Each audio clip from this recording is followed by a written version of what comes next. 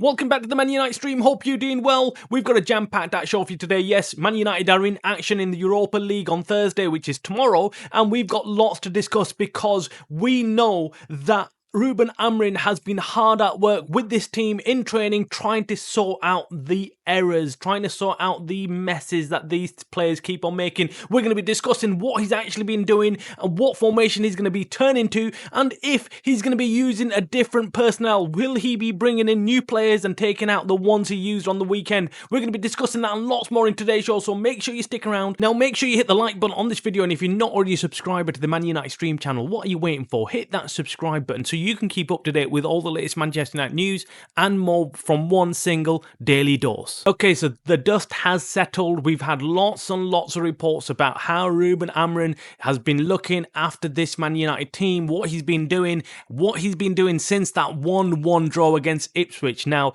look, we all were disappointed with that game. We all thought that Ruben Amorim might bring in a team that's going to go and destroy Ipswich. I mean, even we did. Even we predicted that we should be winning against Ipswich, the newly promoted team to the Premier League. We thought, right, okay, we're going to turn up and we're going to do them over maybe 2-0, 3-0. And we were quite optimistic. But it turned out that Ipswich had other plans. And, well, this United team, look, you've got to give them a bit of leeway. They were playing in a completely different new formation. Of course, they had a new manager in and it was just all over the place.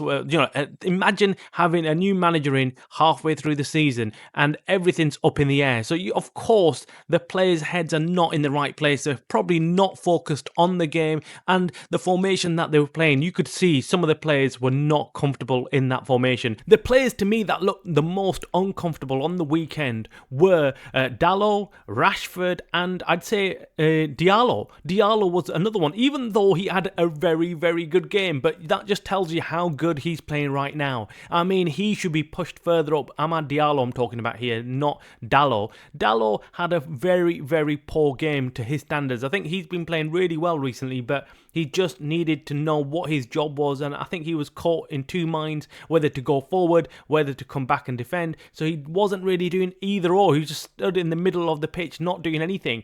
Diallo, on the other hand, Amad Diallo, what a player he is. I mean, he is cooking right now, and we really need to take the best out of him. And I think Ruben Amorim probably saw that performance and thought, wow, this kid is very good, and I need him further up on the pitch. I think he should play Garnacho in that position where he was playing Amad Diallo. I think Garnacho could offer more defensively. Let us know in the comments below what you think. This is crazy because there's lots of fans out there with all sorts of opinions. I mean, the fans out there saying drop Rashford, fans out there saying drop Casemiro and Eriksen and put in Main or Ugarte. I mean, there's so many different options, and that's a good thing. That's a good thing that Man United have got different options. At least we've got players on the squad that we can pick and say, right, okay, this player's not playing well enough and the manager could play him instead, and that's what you want. But the problem we have, and this is the biggest problem, we haven't got any outstanding player on that pitch right now. We haven't got one player that we can point to and say he is the game changer. He is the most important person for Man United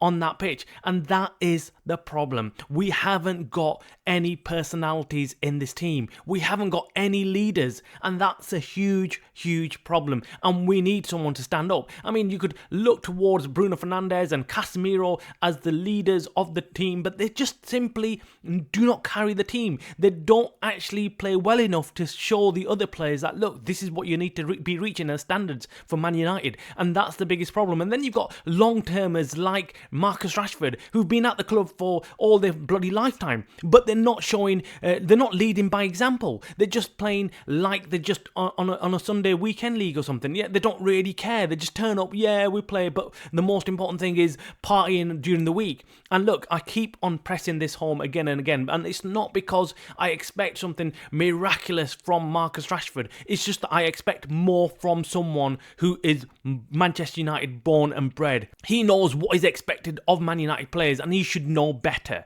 He should know better, and he should be leading by example, not simply saying, I don't care, doing whatever, and then having mediocre performances on the weekend. Not good enough.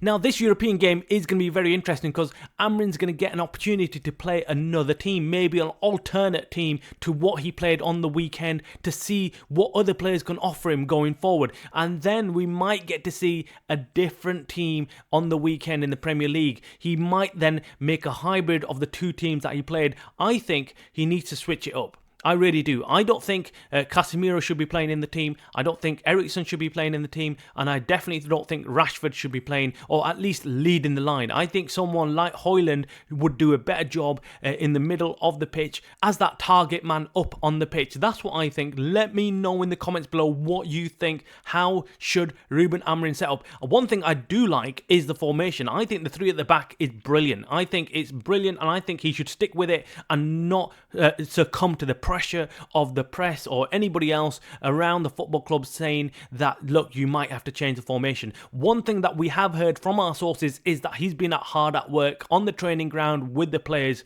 drilling it into them that this is the formation that he needs to play, this is the formation that he wants them to play, and this is how he wants them to play. Not losing the ball, making sure that they're pressuring, making sure that they're transitioning high up on the pitch. That is what he wants, and he's going to be pushing this formation and tactic till the end of the season. He's already said it. He said it to everybody in the press conference that, look, it's going to be painful, it's not going to be easy, but he'd rather do it now than a year down the line or 2 years down the line. He'd rather go through the pain now and get all these teething problems sorted out rather than waiting on and trying to get a few wins under his belt right now, and then a year down the line we face the same problem. They have to go through a transition period where they're going to be forced to play the way the manager wants them to play, and if they're not capable of doing that, they're going to be out of the door. That he's made that very clear. He's made it very clear that he will go and get new players in if these players cannot play the formation and the tactics that he wants them to play. That is amazing to hear.